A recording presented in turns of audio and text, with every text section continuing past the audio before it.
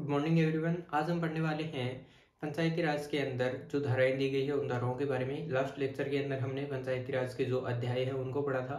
अब उन अध्यायों के अंदर जो धाराएं दे रखी है उनको पढ़ेंगे। तो अगर आपने अभी तक चैनल को सब्सक्राइब नहीं किया है तो चैनल को सब्सक्राइब कर लीजिए ताकि नेक्स्ट वीडियो का नोटिफिकेशन आपको मिले।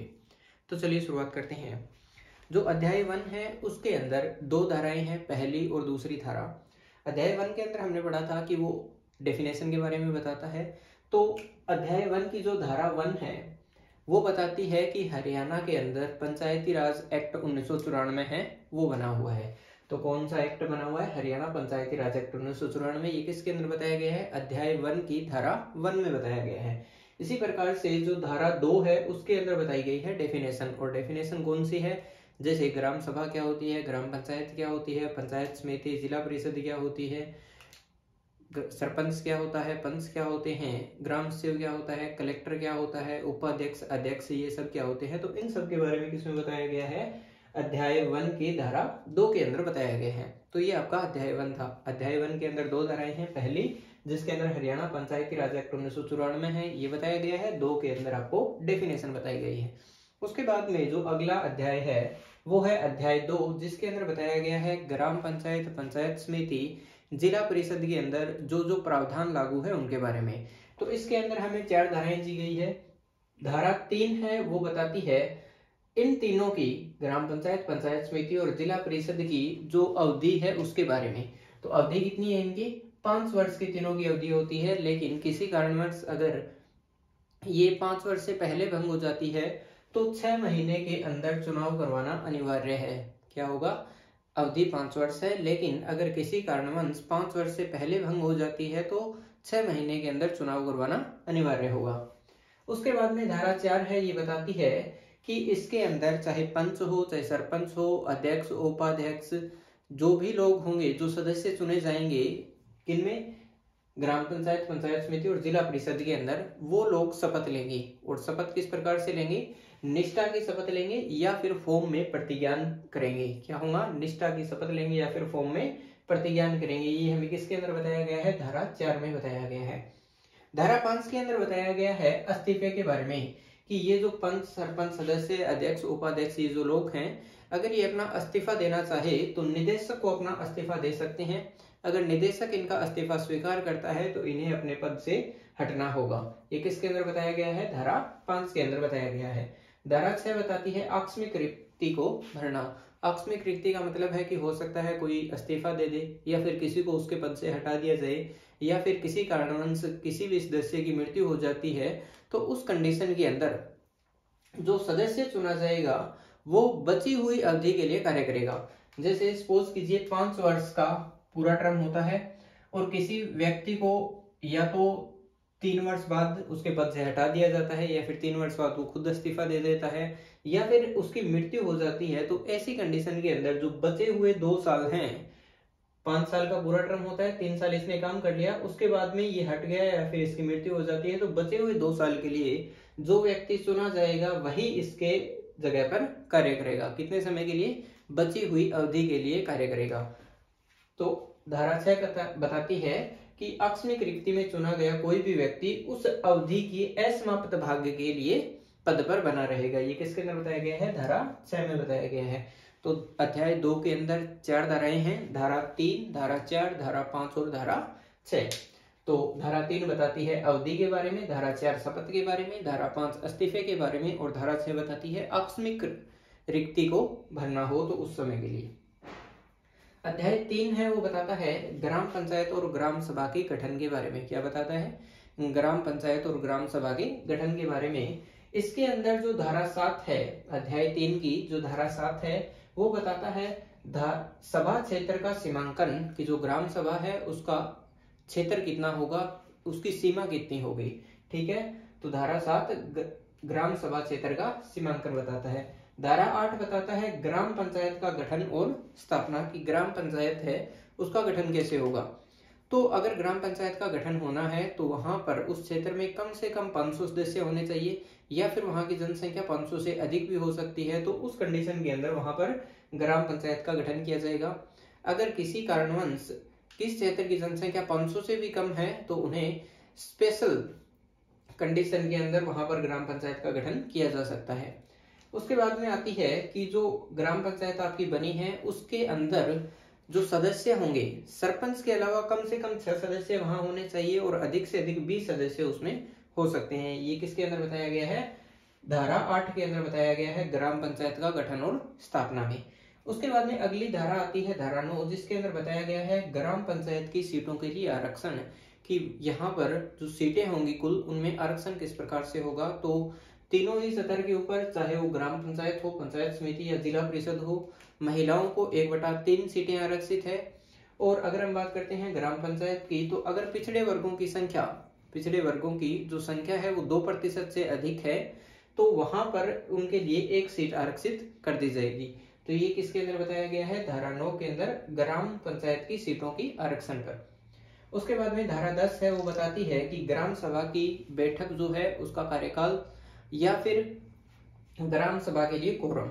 ठीक है, तो बैठक जो होती है ग्राम सभा की वो साल में कम से कम 2 बैठकें होनी चाहिए। एक होनी चाहिए सावनी की जो फसल होती है उस समय और दूसरी होती है हाड़ी की फसल के समय। तो जो सावनी की बैठक होगी वो होगी 15 नवंबर से 15 दिसंबर के बीच में। इसी प्रकार से जो हाड़ी की बैठक होगी वो 15 मई से 15 जून के बीच में होनी चाहिए। तो एक साल के अंदर कम से कम 2 बैठकें ग्राम सभा की होनी चाहिए। अगर हम बात करते हैं कोरम की, तो कोरम का मतलब होता है कि किसी भी बैठक को शुरू करने के लिए कम से कम कितने सदस्यों की आवश्यकता है, वो चीज क्या कहलाती है? कोरम कहलाती है। तो कुल संख्या का 1/10 भाग, ग्राम सभा की कुल संख्या का 1/10 भाग अगर वहां पर प्रस्तुत होगा, वहां पर उपस्थित होगा, तो क्या होगा? वहां पर बैठक को शुरू किया जा सकता है। लेकिन अगर 1/10 सदस्य वहां पर मौजूद ना हो तो बैठक को स्थगित कर लिया जाता है और कुछ समय बाद में फिर से बैठक को बुलाया जाता है। अगर उस समय भी 1/10 सदस्य वहां पर ना हो तो जो कोरम है या फिर जो संख्या है उसको 1/20 कर दिया जाता है। ठीक है, तो कोरम शुरुआत में पहली बैठक के लिए कितना होगा? 1/10 होगा। अगर 1/10 नहीं है तो बैठक को स्थगित कर दिया जाएगा और दूसरी बार जो बैठक होगी तो उसके अंदर भी अगर 1/10 नहीं हुए तो वहां पर संख्या कितनी कर दी जाएगी? 1/20 कर दी जाएगी। अगला आता है धारा 11, जिसके अंदर बताया गया है सरपंच के कार्यकाल के बारे में। तो सरपंच का कार्यकाल कितना होता है? 5 साल का होता है। फिर आती है धारा 12, जिसके अंदर बताए गए हैं कि जो ग्राम सभा है उसके कार्य क्या क्या होंगे। तो ग्राम सभा के कार्य किसके अंदर बताए गए हैं? धारा 12 के अंदर बताए गए हैं। तो ये थे आपका अध्याय 3, जिसके अंदर धारा 7, 8, 9, 10, 11 और 12 बताई गई है। आगे हम बात करते हैं अध्याय 4 की, जिसके अंदर हमें बताया गया है ग्राम पंचायत के कर्तव्य, कार्य और शक्तियों के बारे में। क्या बताया गया है अध्याय 4 में? ग्राम पंचायत के क्या क्या कार्य होंगे, क्या उनके कर्तव्य हैं और क्या शक्तियां ग्राम पंचायत को दी गई है। तो देखते हैं इसमें कौन कौन सी धाराएं हैं। तो जो धारा 13 है वो बताती है ग्राम पंचायत की बैठक व कोरम के बारे में। क्या बताती है? ग्राम पंचायत की बैठक और कोरम के बारे में। तो ये सेम ही चीज है जो हमने यहाँ पे ऊपर पढ़ी थी कि एक साल में 2 बार बैठक होनी चाहिए और कोरम की संख्या कितनी होनी चाहिए? 1/10 होनी चाहिए। अगर 1/10 नहीं है तो 1/20 वहां पर कर दी जाती है। तो ये कौन सी है? धारा 13। उसके बाद में आती है धारा 14, जिसके अंदर बताया जाता है ग्राम सचिव की नियुक्ति के बारे में। क्या बताया गया है धारा 14 के अंदर? ग्राम सचिव की नियुक्ति के बारे में। और धारा 15 बताई गई है कि ग्राम सचिव का कार्य क्या होगा। तो ये इंपॉर्टेंट है, हम ऐसे भी याद रख सकते हैं कि ये जो टॉपिक है ये ग्राम सचिव से रिलेटेड है। तो ग्राम सचिव की नियुक्ति कौन सी धारा बताती है? अध्याय 4 की धारा 14 बताती है। और ग्राम सचिव के कार्य क्या होंगे वो किसके अंदर बताया गया है? धारा 15 के अंदर बताया गया है। धारा 16, 17, 18, 19 और 20 ये 5 धाराएं हैं। हम इनको ट्रिक से याद करेंगे। एक बार के लिए देख लेते हैं कि ये क्या क्या है। जैसे धारा 16 है वो बताती है एम्प्लॉयमेंट ऑफ सर्वेंट के बारे में। धारा 17 बताती है संशोधन या संकल्प को रद्द करना, कि कोई भी संकल्प लिया गया है तो अगर चाहे तो उसमें संशोधन किया जा सकता है या फिर उसको रद्द किया जा सकता है। तो अगर संशोधन करना है या फिर उसको रद्द करना है तो वो सिर्फ डिसीजन लेने के 3 महीने के भीतर ही होगा, कि जब भी संकल्प पारित हुआ था आपका उसके 3 महीने के अंदर या तो उसमें संशोधन किया जा सकता है या फिर उसको रद्द किया जा सकता है। 3 महीने के बाद में उसमें ना तो संशोधन होगा ना उसको रद्द किया जाएगा। अगली आती है धारा 18, जिसके अंदर बताया जाता है कि ग्राम पंचायत के रिकॉर्ड संपत्ति व दायित्व, की ग्राम पंचायत है उसके रिकॉर्ड है वो किसके पास होंगे, उसका क्या क्या दायित्व होगा और क्या क्या संपत्ति है वो ग्राम पंचायत के पास में होती है। धारा 19 के अंदर बताया गया है सरपंच की शक्तियां क्या होगी, क्या कार्य वो कर सकता है और क्या सरपंच के कर्तव्य होते हैं। इसी प्रकार से धारा 20 है वो बताती है कि जो ग्राम पंचायत के काम की रिपोर्ट है वो तैयार करना। क्या होगा, ग्राम पंचायत के जो कार्य हुए हैं उसकी रिपोर्ट तैयार करना किसके अंदर बताया गया है, धारा 20 में बताया गया है। अगर हम इनको 16 से 20 तक ट्रिक से याद करने की कोशिश करें तो ये ऐसे होगा, सर्वेंट ने संशोधन कर रिकॉर्ड मांगा तो सरपंच ने अपनी शक्तियों का प्रयोग कर पंचायत के काम की रिपोर्ट तैयार। क्या है, सरपंच ने संशोधन कर रिकॉर्ड मांगा तो सरपंच ने अपनी शक्तियों का प्रयोग कर ग्राम पंचायत के काम की रिपोर्ट तैयार की। तो कैसे, जैसे 16 के अंदर क्या है, एम्प्लॉयमेंट ऑफ सर्वेंट, तो यहां से क्या बनेगा, सर्वेंट से एम्प्लॉयमेंट ऑफ सर्वेंट। फिर आता है संशोधन, तो धारा 17 बताती है संशोधन या फिर संकल्प को रद्द करना, और रद्द कब किया जाएगा या फिर संशोधन कब किया जाएगा, पारित होने के 3 माह के भीतर। रिकॉर्ड से अगली आती है धारा 18 जिसके अंदर है ग्राम पंचायत के रिकॉर्ड, संपत्ति और दायित्व। इसी प्रकार से आती है धारा 19 जिसके अंदर क्या बताया है, सरपंच की शक्तियां और कार्य, तो सरपंच ने अपनी शक्ति का प्रयोग कर, तो धारा 19 के अंदर क्या है, सरपंच की शक्ति, कार्य और कर्तव्य। इसी प्रकार से रिपोर्ट तैयार की, तो इससे क्या बनेगा, ग्राम पंचायत के काम की रिपोर्ट तैयार करना। तो ये जो था वो किसके अंदर है, 16 से 20 तक की जो धाराएं दी गई है उसमें। उसके बाद में धारा 21 है, वो बताती है ग्राम पंचायत के कार्य कर्तव्य, ग्राम पंचायत के कार्य और कर्तव्य। हमने यहाँ पर क्या पढ़े थे, ग्राम सभा के कार्य और कर्तव्य, लेकिन यहाँ पर क्या है, ग्राम पंचायत के कार्य और कर्तव्य। मैंने पहले भी बताया था कि ग्राम सभा अलग होती है, ग्राम पंचायत अलग होती है। ग्राम सभा के अंदर वो लोग होंगे जिनकी उम्र 18 वर्ष से अधिक है और जिनका मतदाता सूची के अंदर नाम दर्ज है, वो किसके अंदर आते हैं, ग्राम सभा में आते हैं।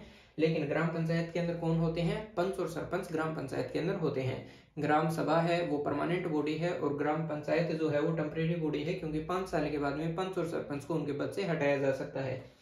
धारा जो 22 है वो बताती है कि ग्राम पंचायत उप समितियां और स्थानीय समितियां गठित की जा सकती है। ग्राम पंचायत की क्या होंगी, उप समितियां भी होंगी और स्थानीय समितियां भी होगी। तो जो उप समितियां हैं ग्राम पंचायत की वो 3 प्रकार की हो सकती है। कौन कौन सी उप समितियां होंगी ग्राम पंचायत में, कृषि उत्पादन उप समिति, सामाजिक न्याय उप समिति और सुख सुविधा उप समिति।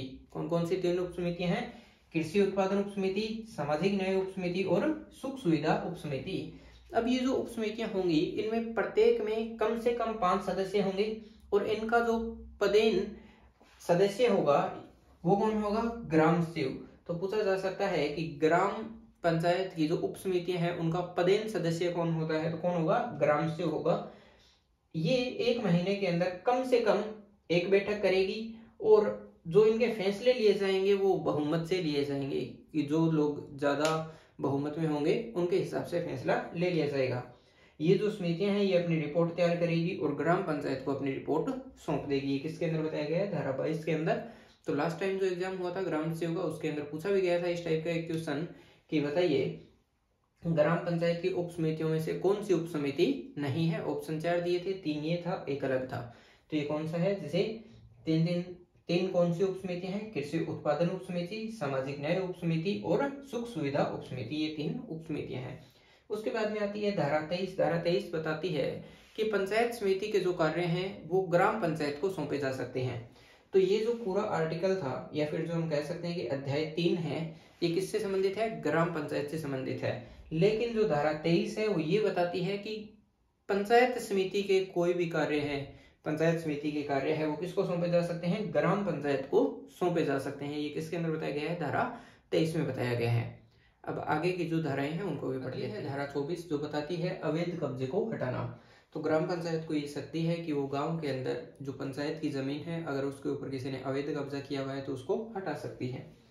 धारा 25 बताती है ग्राम पंचायत को जनरल ऑर्डर बनाने की शक्ति है। इसका मतलब ये है कि अगर ग्राम पंचायत को लगता है कि गांव के अंदर जो कुएं और तालाब हैं उनका पानी पीने के लायक नहीं है, उस पानी से गांव के लोग हैं वो बीमार हो सकते हैं, तो ग्राम पंचायत ऑर्डर निकाल सकती है कि उस पानी को यूज ना करें। या फिर ऐसा भी हो सकता है कि अगर ग्राम पंचायत को लगता है कि गांव के जो कुएं और तालाब हैं उनके पास में लोग कपड़े धोते हैं या फिर स्नान करते हैं, तो उन लोगों को ग्राम पंचायत वहां पर स्नान करने और कपड़े धोने के लिए मना कर सकती है। तो ये किसके अंदर बताया गया है, धारा 25 में बताया गया है। धारा 26 कहती है आबादी देय का नक्शा तैयार करना, कि गांव का जो क्षेत्र है उसका नक्शा तैयार किया जा सकता है किसके द्वारा, ग्राम पंचायत के द्वारा। फिर आता है धारा 27 जो बताती है कि जो लोग धारा 24 और 25 को नहीं मानते, या फिर जो चीजें धारा 24 और 25 के अंदर बताई गई है, अगर कोई उनको फॉलो नहीं करता तो उसके ऊपर जुर्माना लगाया जा सकता है। कितना जुर्माना लगाया जा सकता है? 100 रुपए का जुर्माना उस पर लगाया जा सकता है। लेकिन अगर वो बार बार उस चीज का उल्लंघन करता है तो उसके ऊपर 1000 रुपए तक का जुर्माना लगाया जा सकता है। उसके बाद में आती है धारा 28, जो कहती है कि धारा 24, 25 और 27 में जो ऑर्डर मिलता है, धारा 24, 25 और 27 में जो ऑर्डर मिलता है, उसके विरुद्ध निदेशक के पास में, उसके विरुद्ध निदेशक के पास में अपील की जा सकती है। क्या की जा सकती है? निदेशक के पास में अपील की जा सकती है। ये थे धारा 24, 25, 26, 27 और 28। उसके बाद में जो धारा 29 है, 29 से लेकर धारा 38 तक, इन सब धाराओं को हम ट्रिक से करने की कोशिश करेंगे ताकि आपको इजीली याद हो जाए। लेकिन एक बार के लिए देख लेते हैं कि इनमें क्या क्या लिखा हुआ है। धारा 29 है, वो कहती है कि छोटे कर्मचारियों के दुर्व्यवहार के बारे में जांच और रिपोर्ट तैयार करना। अगर ग्राम पंचायत को किसी गांव के सदस्य ने ये शिकायत दी है कि गांव के अंदर जो छोटे कर्मचारी हैं, जैसे मान लेते हैं कि किसी चपरासी ने गांव के सदस्य के साथ में दुर्व्यवहार किया है, तो ग्राम पंचायत उसकी जांच कर सकती है और जो रिपोर्ट होगी जांच के बाद में वो उच्च अधिकारी को सौंप दी जाती है। तो उच्च अधिकारी उस चीज के ऊपर एक्शन लेते हैं। तो ये किसके अंदर बताया गया है? धारा 29 में बताया गया है। धारा 30 के अंदर ये बताया गया है कर इकट्ठा करने की शक्ति, कि ग्राम पंचायत को कर इकट्ठा करने की शक्ति है कि गांव में किस किस जगह के ऊपर कर लगाया जा सकता है। जैसे मेले हैं, जो बाजार है, उनके ऊपर कर लगाया जा सकता है। तो ये कर इकट्ठा करने की शक्ति ग्राम पंचायत को है। धारा 31 कहती है निषेध लागू करने की शक्ति। निषेध का मतलब होता है किसी चीज की मनाही करना। अगर ग्राम पंचायत को ये लगता है कि गांव के अंदर जो शराब की दुकान है वो नहीं होनी चाहिए, तो वो उस चीज के लिए मना कर सकती है। तो शराबबंदी के लिए ग्राम पंचायत को निषेध लागू करने की शक्ति है। इसी प्रकार से कुछ और चीजें भी अगर ग्राम पंचायत को लगता है तो उस चीज की भी मनाही ग्राम पंचायत कर सकती है। धारा 32 बताती है सरपंच या पंच को गांव के अंदर जो चीजें हैं उनके बारे में जानकारी लेने का अधिकार है। कहाँ पर क्या चीज हो रही है उस चीज के अधिकार है। धारा 33 कहती है मेले और बाजार मैनेज करने की शक्ति। ग्राम पंचायत को ये अधिकार है कि गांव में कहाँ पर मेले लगाने हैं या फिर कहाँ पर बाजार लगाने हैं, इस चीज की अनुमति है वो ग्राम पंचायत दे सकती है। ये शक्ति भी उनके पास है। धारा 34 कहती है सार्वजनिक गलियों और नहरों पर ग्राम पंचायत का नियंत्रण होगा, कि गांव के अंदर जो भी सरकारी सड़कें हैं या फिर जो नहर है उसके ऊपर किसका अधिकार होगा? ग्राम पंचायत का अधिकार होगा या फिर ग्राम पंचायत के नियंत्रण में होगी। धारा 35 कहती है कि गांव के अंदर जो बिल्डिंग है उनके ऊपर ग्राम पंचायत नंबरिंग करवा सकती है। जैसे 1 नंबर मकान, 2 नंबर मकान, ये सब किसके द्वारा किया जा सकता है? ग्राम पंचायत के द्वारा किया जा सकता है। और ये किसके अंदर बताया गया है? धारा 33 में। धारा 36 बताती है कि ग्राम पंचायत को जो इंस्टीट्यूशंस है मैनेजमेंट को, उसको टेक ओवर कर सकती है, वो अपने अधिकार में ले सकती है। तो ग्राम पंचायत को power to take over management of institutions, ये भी अधिकार उनको दिया गया है। धारा 37 बताती है कि स्कूल, डिस्पेंसरी और जो हॉस्पिटल है ग्राम पंचायत उनकी मरम्मत करवाने में मदद कर सकती है। और धारा 38 बताती है कि अगर गांव के अंदर कोई प्राइमरी स्कूल नहीं है या फिर हॉस्पिटल नहीं है तो ग्राम पंचायत प्राइमरी स्कूल और हॉस्पिटल है उनको भी बना सकती है। ठीक है, तो ये किसके अंदर बताया गया है? धारा 38 के अंदर बताया गया है। अब जो हमने पढ़ी है 29 से लेकर 38 तक, उनको ट्रिक से पढ़ लेते हैं कि कैसे याद होगी। जैसे ट्रिक है, डीके ने एमजी को नहरों के पास बिल्डिंग को टेक ओवर कर इंस्टीट्यूट बनाकर वहां के हॉस्पिटल की मरम्मत के साथ नए हॉस्पिटल और स्कूल खोलने को कहा। डीके ने एमजी को नहरों के पास बिल्डिंग को टेक ओवर कर इंस्टीट्यूट बनाकर वहां के हॉस्पिटल की मरम्मत के साथ नए हॉस्पिटल और स्कूल खोलने को कहा। अब देख लेते हैं कि ये चीज क्या है। जैसे डी से आपका बनेगा दुर्व्यवहार। क्या बनेगा? दुर्व्यवहार। तो धारा 29 है वो क्या कहती है? छोटे कर्मचारियों के दुर्व्यवहार के बारे में जांच करना और रिपोर्ट तैयार करना। के का मतलब होता है कर इकट्ठा करना। क्या होगा? कर इकट्ठा करने की शक्ति है। एन का मतलब होता है धारा 31 के अंदर निषेध लागू करने की शक्ति। एन से क्या होगा? निषेध लागू करने की शक्ति। ई का मतलब होता है कि पंच या सरपंच को एंट्री करने का अधिकार या फिर जांच का अधिकार है, कि वो क्षेत्र के अंदर देख सकता है कि उसके गांव के अंदर क्या क्या चीजें हो रही है। एम का मतलब है जो मेले हैं और जो बाजार है उनको मैनेज करने की शक्ति, कि गांव के अंदर कहाँ पर मेले लगाने हैं, कहाँ पर बाजार लगाना है, इस चीज की शक्ति भी किसके पास है? ग्राम पंचायत के पास। जी का मतलब होता है कि जो सार्वजनिक गलियां हैं और जो नहरें हैं उनके ऊपर ग्राम पंचायत का नियंत्रण है। तो जी से क्या बनेगा? सार्वजनिक गलियों और नहरों पर ग्राम पंचायत का नियंत्रण। उसके बाद में आता है, ये चीज तो यही है कि गलियों और नहरों के बाद, उसके बाद में जो है बिल्डिंग, तो मतलब गांव के अंदर जो बिल्डिंग है ग्राम पंचायत उनके ऊपर नंबरिंग करवा सकती है। फिर आता है टेक ओवर कर इंस्टीट्यूट से, इससे बनेगा power to take over management of institutions. तो धारा 36 जो है वो क्या है? Power to take over management of institutions. उसके बाद में आती है हॉस्पिटल की मरम्मत। तो धारा 37 कहती है कि ग्राम पंचायत स्कूल, डिस्पेंसरी और जो हॉस्पिटल है उनकी मरम्मत करवाने के लिए हेल्प कर सकती है। और उसके बाद में क्या है? नए हॉस्पिटल और स्कूल खोलने को। ठीक है, तो इसका 38 कहती है, धारा 38 की ग्राम पंचायत प्राइमरी स्कूल और हॉस्पिटल ना होने के कारण उन्हें बनवा सकती है। तो ये था अध्याय 4। अगला है अध्याय 5, जिसके अंदर हम वित्त व्यय कराधान के बारे में पढ़ेंगे।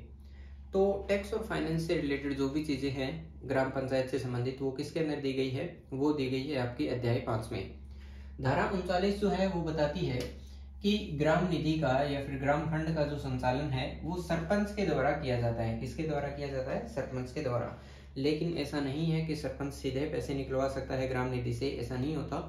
अगर सरपंच को ग्राम निधि से पैसे निकलवाने हैं तो पहले सरपंच को ग्राम पंचायत से प्रस्ताव पास करवाना पड़ता है। अगर प्रस्ताव पास हो जाता है तो उसके बाद में सरपंच ग्राम निधि से पैसे निकलवा सकता है।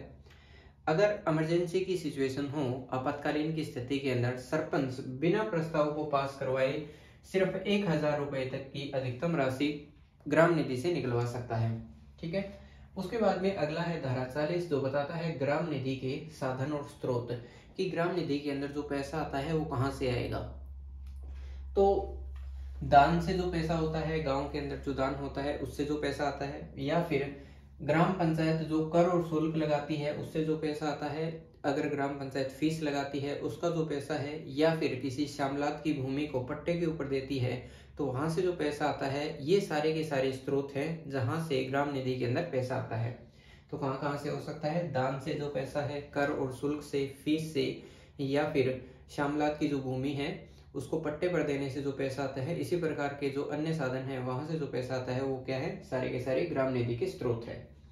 फिर आता है धारा 41 जो बताता है कराधान व फीसों की शक्ति, कि जो ग्राम पंचायत है वो पशु मेलों के अलावा जो अन्य मेले होते हैं वहां पर जो दुकानदार बैठते हैं उन दुकानदारों से कर वसूल सकती है। तो ये किसके अंदर बताया गया है? धारा 41 में बताया गया है। धारा 42 बताती है करों से मुक्त किए जाने की शक्ति, कि ग्राम पंचायत है वो ग्राम के अंदर किसी भी चीज के ऊपर टैक्स है उसको खत्म कर सकती है, या फिर वहां पर कुछ छूट दे सकती है। ये शक्ति भी किसको दी गई है? ग्राम पंचायत को दी गई है। धारा 43 बताती है बजट खाता और प्रकाशन खातों का निरीक्षण, कि बजट खाता और प्रकाशन खातों का जो सुपरविजन करना होगा वो कोई भी सरकारी अधिकारी है वो कर सकता है, जो किससे संबंधित हो? ग्राम पंचायत से संबंधित हो। चाहे हम बीडीओ की बात करें, चाहे डिस्ट्रिक्ट डेवलपमेंट ऑफिसर की बात करें, या फिर जो कलेक्टर होता है डिस्ट्रिक्ट कलेक्टर, वो इनका निरीक्षण कर सकता है। फिर आता है धारा 44 जो बताता है ग्राम पंचायत का खर्च, कि ग्राम पंचायत जो भी पैसा खर्च करेगी वो ग्राम निधि से करेगी। ये किसके अंदर बताया गया है? धारा 44 में। अगला है धारा 45 जो बताता है special tax and community service के बारे में। ठीक है, तो ये है कि डायरेक्टर की परमिशन के बाद में ग्राम पंचायत किसी भी एडल्ट के ऊपर टैक्स लगा सकती है, या फिर स्पेशल टैक्स लगा सकती है, या बदले में काम करवा सकती है उससे। काम न करने के ऊपर उसके ऊपर 50 रुपए तक का टैक्स है वो लगाया जा सकता है। लेकिन ये कब होगा? डायरेक्टर की परमिशन के बाद में अडल्ट के ऊपर टैक्स लगाया जा सकता है। तो ये था अध्याय 5 जिसके अंदर वित्त व कराधान से संबंधित था, कि कब टैक्स लगाया जा सकता है, कौन कौन से स्रोत हैं, कब ग्राम पंचायत है वो चीजों को या फिर चीजों के ऊपर जो टैक्स है उसको खत्म कर सकती है। उसके बाद में अगला अध्याय है अध्याय 6 जो बताता है कंट्रोल, कि ग्राम पंचायत को नियंत्रण कौन करेगा, ग्राम पंचायत के ऊपर कंट्रोल किसका होता है। तो धारा 46 है वो है ग्राम पंचायत के अभिलेखों तक पहुंच। ग्राम पंचायत के अभिलेखों तक पहुंच, ग्राम सभा का कोई भी व्यक्ति गांव कि जो पंचायत है या फिर जो ग्राम पंचायत है उसके रिकॉर्ड को देख सकता है, लेकिन रिकॉर्ड को देखने के लिए उसे 25 रुपए की फीस देनी होगी। अगर वो किसी भी रिकॉर्ड की कॉपी चाहता है तो पहले उसको सरपंच से साइन करवाना होगा, उसके बाद में पर पेज के हिसाब से 5 रुपए उसे देने होंगे। वो चाहे जितने मर्जी पेज हैं उनका रिकॉर्ड ले सकता है।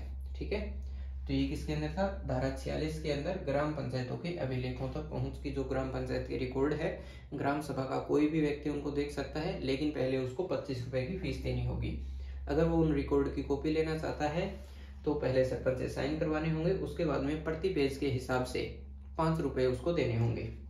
फिर आता है धारा 47 जो बताता है ग्राम पंचायत के फैसलों को सस्पेंड कर सकता है। तो ग्राम पंचायत को जो फैसले हैं उनको कौन सस्पेंड कर सकता है, district development and panchayat officer, या फिर इसके अलावा जो सिविल के एसडीओ होते हैं, सब डिविजनल ऑफिसर्स होते हैं, वो ग्राम पंचायत के फैसलों को सस्पेंड कर सकते हैं। ये चीज किसमें बताई गई है, धारा 47 में। धारा 48 बताती है नियंत्रण और अधीनता। नियंत्रण और अधीनता, अगर सरकार चाहे तो ग्राम पंचायत को अपने अधीन में ले सकती है, तो सरकार के अधीन में काम करेगी। कौन करेगी काम, ग्राम पंचायत है वो सरकार के अधीन में काम करेगी। धारा 49 बताती है कर्तव्य में चूक। अगर ग्राम पंचायत सही से काम नहीं कर रही है तो डायरेक्टर ग्राम पंचायत के ऊपर इंक्वायरी बिठा सकता है। ठीक है, तो ये चीज कहाँ पे दी गई है आपको, 49 के अंदर, कि अगर ग्राम पंचायत सही से कार्य नहीं कर रही है तो डायरेक्टर उसके ऊपर इंक्वायरी बिठा सकता है। धारा 50 बताती है power to take over management of land, कि जो सरकार है वो ग्राम पंचायत की जो भूमि और इंस्टीट्यूशंस है उनको अपने अधीन में ले सकती है, उनको अपने कंट्रोल में ले सकती है। तो लैंड एंड इंस्टीट्यूशंस को सरकार अपने अधीन ले सकती है। किसके अंदर बताया गया है, धारा 50 में। धारा 51 बताती है सस्पेंशन और रिमूवल, कि जो डिस्ट्रिक्ट कलेक्टर होता है वो सरपंच और पंच को, अगर उन सरपंच और पंच के ऊपर कोई इंक्वायरी चल रही है तो उस समय तक, जब तक उन पर इंक्वायरी चल रही है तब तक डिस्ट्रिक्ट कलेक्टर सरपंच और पंच को उनके पद से हटा सकता है। ठीक है, तो सरपंच और पंच को सस्पेंड कर सकता है डिस्ट्रिक्ट कलेक्टर जब तक उनके ऊपर इंक्वायरी चल रही है। अगला आता है धारा 52 जो बताता है डिसोल्यूशन ऑफ ग्राम पंचायत। अगर ग्राम पंचायत अपनी शक्तियों का दुरुपयोग करती है तो सरकार ग्राम पंचायत को भंग कर सकती है। क्या कर सकती है, सरकार ग्राम पंचायत को भंग कर सकती है अगर ग्राम पंचायत अपनी शक्तियों का दुरुपयोग करती है तो। ये किसके अंदर बताया गया है, धारा 52 में। धारा 53 बताती है सरपंच व पंचों का दायित्व, कि सरपंच और पंचों का दायित्व क्या है। तो ग्राम निधि का अगर पैसा है उसका दुरुपयोग हो रहा है या फिर गांव की जो संपत्ति है उसको नुकसान पहुंचाया जा रहा है तो उसके लिए सरपंच और पंच जिम्मेवार होंगे। कौन जिम्मेवार होंगे, सरपंच और पंच है वो उसके लिए जिम्मेदार होंगे, कि अगर ग्राम निधि का पैसा है उसका दुरुपयोग किया जा रहा है या फिर ग्राम की जो संपत्ति है उसको नुकसान पहुंचाया जा रहा है तो उसकी जिम्मेवारी किसकी होगी, ये सरपंच और पंचों की होगी। उसके बाद में है धारा 54 जो बताती है कि अगर कोई प्रॉपर्टी को कोई भी व्यक्ति है वो अतिक्रमण करता है या फिर किसी भी जमीन के ऊपर कब्जा करता है या जो पंचायत की संपत्ति है उसको नुकसान पहुंचाता है तो उसके ऊपर जुर्माना लगाया जा सकता है, उसके ऊपर पेनल्टी लगाई जा सकती है। ये किसके अंदर बताया गया है, धारा 54 के अंदर बताया गया है। तो ये थे अपने अध्याय 1 से 6 तक, जिसके अंदर हमने पंचायती राज से संबंधित जो ग्राम पंचायत है उसके बारे में पढ़ा है। तो ये 1 से 6 तक के जो अध्याय है वो किससे संबंधित है, पंचायत, ग्राम पंचायत से संबंधित है। तो मिलते हैं नेक्स्ट क्लास में जिसके अंदर हम पंचायत समिति को पढ़ेंगे।